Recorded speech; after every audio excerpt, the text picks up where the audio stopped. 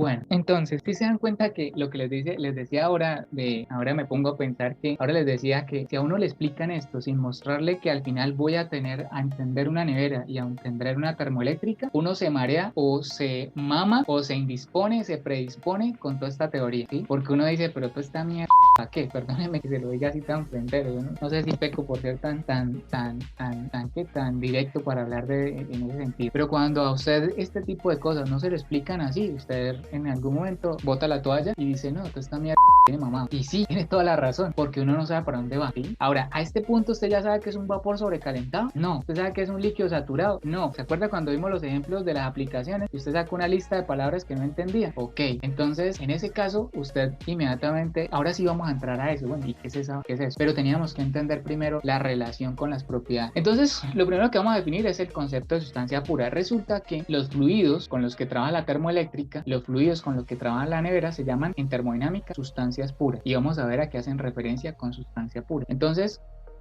una sustancia pura es una sustancia que tiene una composición química fija en cualquier parte de la sustancia. Por ejemplo, el agua, el nitrógeno, el helio, el dióxido de carbono. El dióxido de carbono es el mismo CO2, nosotros respiramos oxígeno y botamos CO2. Pero permítame, yo ilustro un poquito más esto.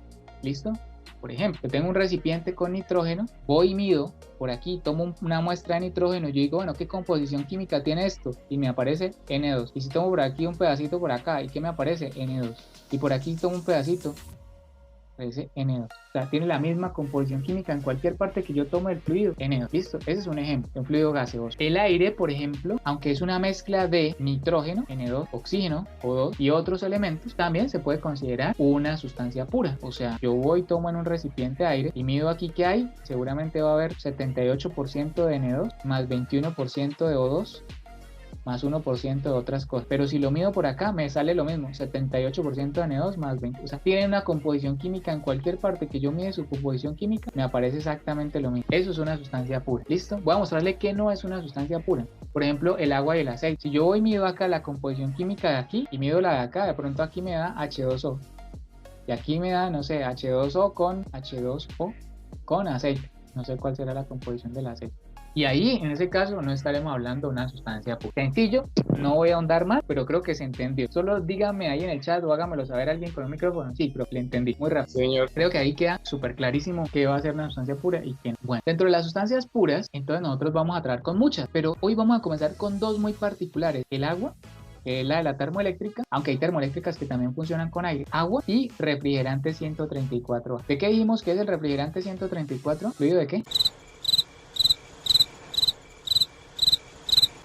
¿O no lo hemos dicho? No, no lo hemos dicho. Bueno, el refrigerante 134A es el fluido que va por dentro de los tubos de la nevera. O sea, ese fluido que estaba circulando le llamamos fluido, ese se llama refrigerante 134A. Entonces, ¿por qué vamos a estudiar el refrigerante 134A? Pues porque cuando vayamos a ver las neveras necesitaremos de esta sustancia pura. Y ese refrigerante 134A se conoce una sustancia pura. ¿Y el agua por qué la vamos a utilizar? Pues el agua sí, porque es que se utiliza en todo proceso, se utiliza agua. Y en las termoeléctricas muy particularmente, las que trabajan con agua, se utiliza el agua.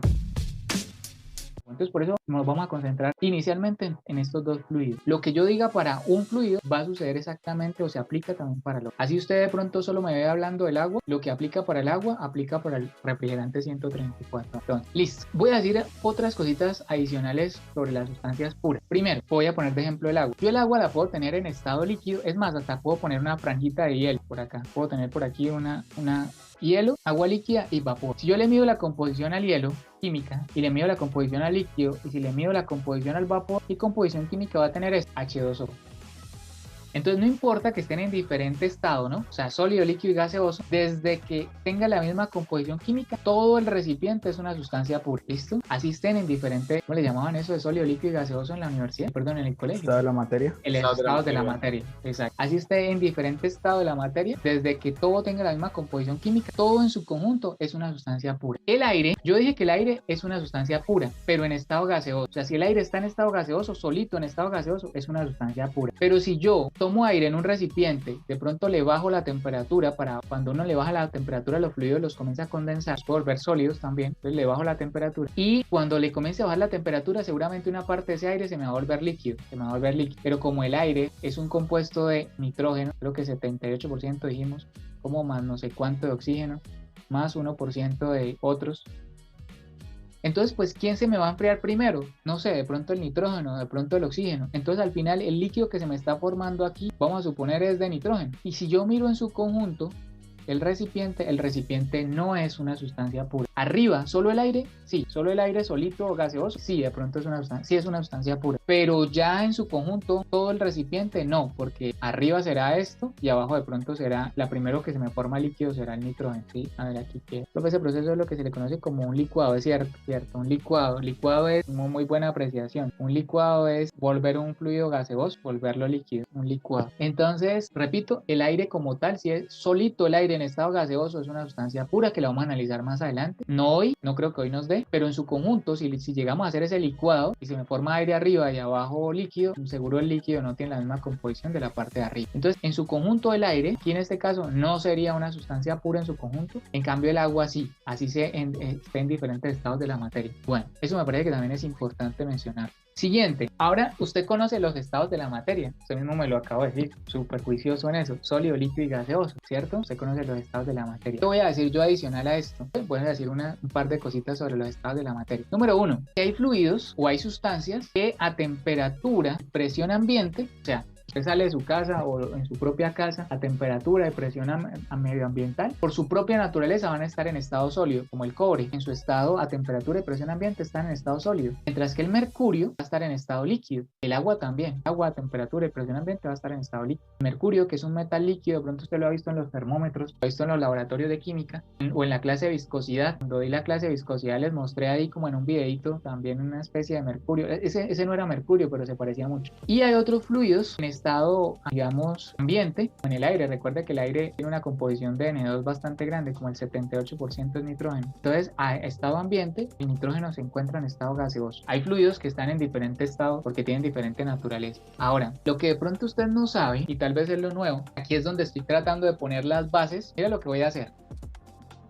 Digamos que, yo no sé si usted sabía que comunicar o la comunicación viene de una raíz que es común, buscar un terreno común para hablar y a partir de ahí tratar de construir algo más. ¿Qué es lo común? Pues yo me estoy yendo a lo común, ¿no? O sea, este digamos es usted y este soy yo. Y yo estoy tratando de encontrar un terreno común para hablar, ¿no? Si usted de pronto no sabe los estados de la materia, yo se los repaso para que usted se dé cuenta que es un terreno común. Y yo, una vez que encuentro ese terreno común, lo voy a mover hacia el campo de la termodinámica y ahí voy a comenzar a hablar de vapor sobrecalentado y el resto de cosas. Yo tengo que encontrar un terreno común primero. Realmente la gente que es buena para comunicar encuentra primero un terreno común y después ahí sí mueve al otro hacia el lugar donde de pronto quiere mostrarle algo. Inteligente, ¿no? Eso es lo que voy a hacer con usted. Estoy encontrando un terreno común y después lo quiero llevar hacia al siguiente nivel. Entonces, con eso en mente, aquí va lo nuevo. Resulta que usted conoce los estados de la materia, ¿sí? Estados de la materia. Ahora, ¿qué quiero decir sobre los estados de la materia? Adicional a lo que usted sabe. Bueno, que hay un estado de la materia, por ejemplo, el carbón se encuentra en estado sólido a temperatura ambiente y presión ambiente. Seguramente usted está hecho asados con carbón. Y hay diferentes tipos de carbón, ¿no? Por ejemplo, hay un carbón que se llama grafito. Y si usted ve la composición química es carbón, pero tiene, de pronto ve el carbón de cocina o el carbón de asados, digamos, y vegetal. Entonces, usted, digamos que en el fondo su esencia es carbón. No sé, el símbolo químico del carbón es la C, ¿no? Pero digamos que a nivel molecular, a estructura molecular, son un poquito distintos. Y están en estado sólido, ambos. Carbón vegetal, el grafito, están en estado sólido y tienen la misma composición química. Pero a nivel de microestructura, la estructura molecular es un poco diferente. Es más, hasta el mismo diamante es carbón. Ahora me imagino que algunos dirán, bueno, pues voy a guardar el carbón. Pero este carbón a nivel estructura molecular, pues tiene otra estructura molecular y pasa lo mismo. ¿Cuál es su composición química? Carbón. ¿Y en qué estado está? ¿En qué estado de la materia están los tres? En estado sólido. Pero uno se da cuenta que evidentemente ahí hay como que no es lo mismo, ¿no? Así están en estado sólido, tienen la misma composición química, pero yo noto que hay una diferencia. Y esas diferencias en una misma estado de la materia que es el sólido se le llaman fases.